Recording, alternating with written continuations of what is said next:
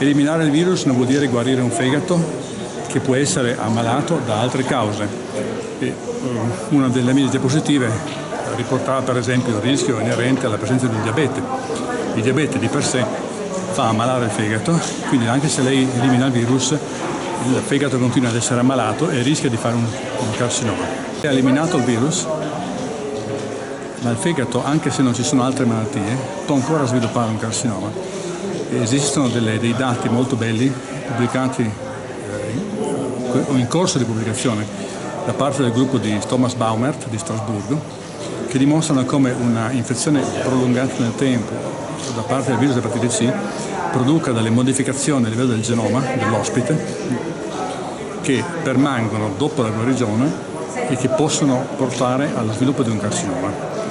Sono delle alterazioni epigenetiche cosiddette che sono persistenti dopo la guarigione. Ora, non tutti i pazienti ovviamente che hanno queste modificazioni fanno un carcinoma e probabilmente esistono degli altri cofattori.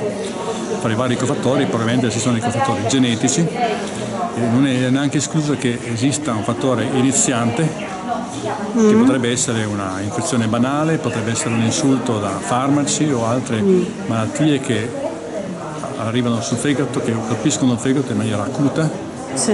E che quindi su un terreno favorevole fanno sviluppare il tumore. Questo non si può sapere.